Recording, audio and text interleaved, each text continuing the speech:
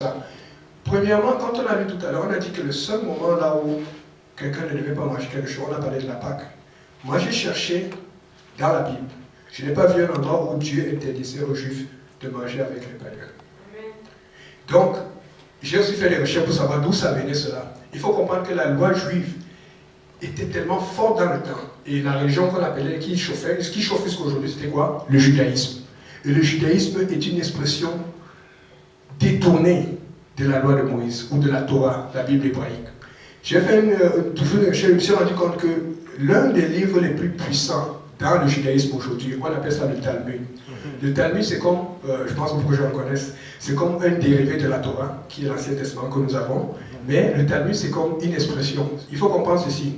L'histoire dit que lorsque Moïse a donné des conseils à Josué, il lui a parlé de beaucoup de choses. Tu sais, tu vas dire à quelqu'un ne tue pas, ne fais pas cela, mais il y a des conseils que tu lui as donnés, que tu n'as pas besoin d'écrire.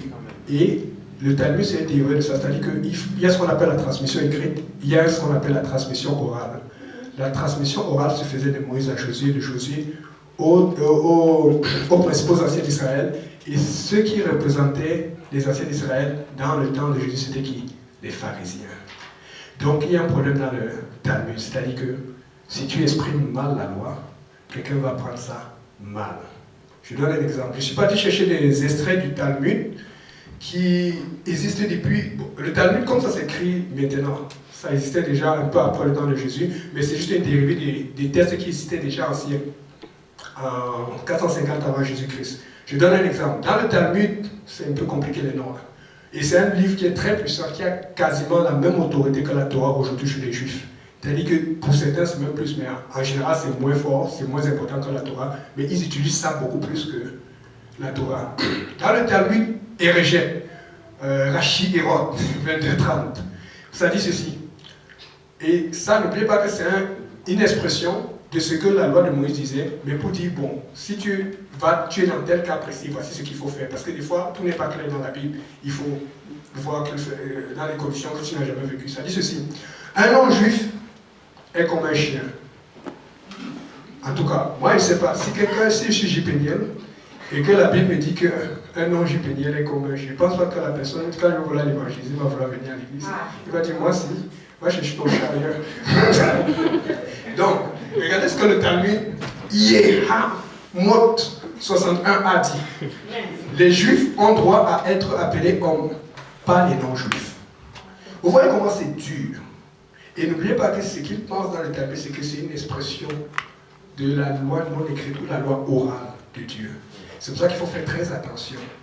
Maintenant, le Talmud qui nous intéresse, que je pense que c'est ce qui a influencé beaucoup le temps juif, au point là où Pierre pensait que c'était normal, parce que n'oubliez pas que Pierre était juif. Avant de venir à Jésus, il faisait le judaïsme comme tout le monde. Et donc, beaucoup de choses qu'il prenait pour acquis, il les appliquait à la lettre. La différence de Paul, c'est quoi? Vous avez entendu que Paul était un pharisien.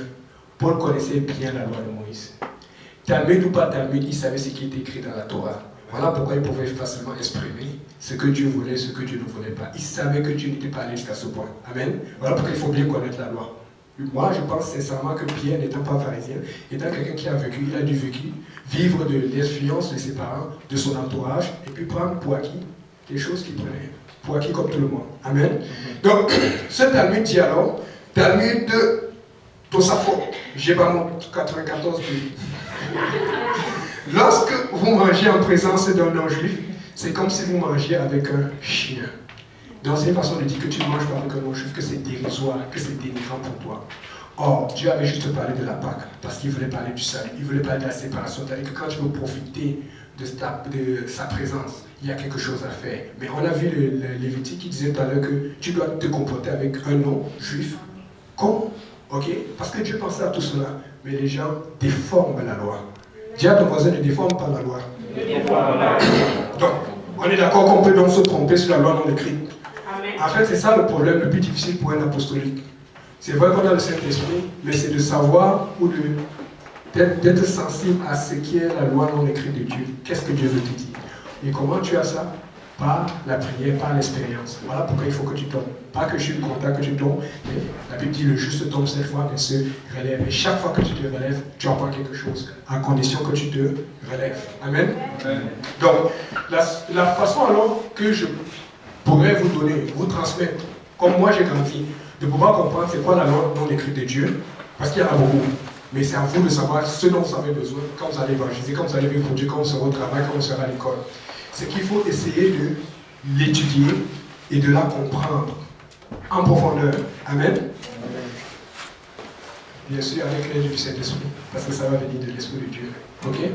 Donc, il faut comprendre ceci. Le principe, c'est ceci, c'est que depuis le début, depuis le jardin, Dieu parlait à Adam sans problème. Dieu parlait à Noé. On voit comment il parle à Abraham et tout. Mais si vous voyez, quand le temps avance, il parle de moins en moins. Alors, on voit un moment, il dit à Aaron, est-ce que je m'adresse à toi comme je m'adresse à Moïse, mon serviteur? Parce qu'il dit, je parle face à face avec Moïse, parce qu'on sait que Moïse avait une intimité. Mais en temps de Moïse, Dieu ne parlait quasiment plus comme il parlait avec Moïse, avec les autres. Moïse était le seul qui avait cette éloge.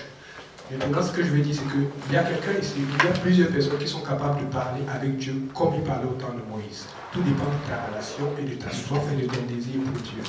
C'est ça le but de Dieu. Le but de Dieu, donc, étant de parler ouvertement à tout le monde. Comment Dieu va s'y prendre alors? Il va passer par la Bible. Parce qu'il y a des gens qui ne veulent pas écouter. Et quand on ne veut pas écouter, qu'est-ce qu'il va faire? Il va passer par des évangélistes. Combien de personnes, Achille, Abou, Simplice, on avait fait, vous avez suivi le témoignage d'Achille une fois, les gens qui sont évangélisés, qui sont dans cette église aujourd'hui. Ce sont des gens qui voulaient bien connaître Dieu, mais qui ne voulaient pas connaître Dieu comme il fallait, qui voulaient connaître à leur façon.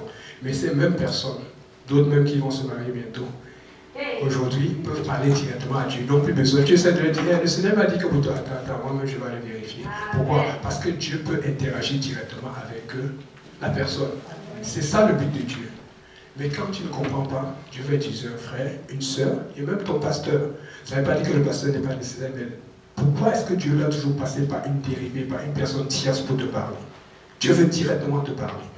Et quand il te parle, ça va être sa loi non écrite, parce qu'il n'a pas toujours besoin de dire, il est écrit. Il va te dire directement ce qu'il ressent et ce qu'il veut. Amen.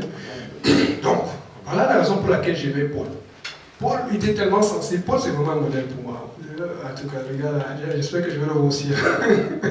Donc, 1 Corinthiens 9, verset 19 à 23. Regardez un peu ce que la Bible dit dans 1 Corinthiens 9, verset 19 à 23.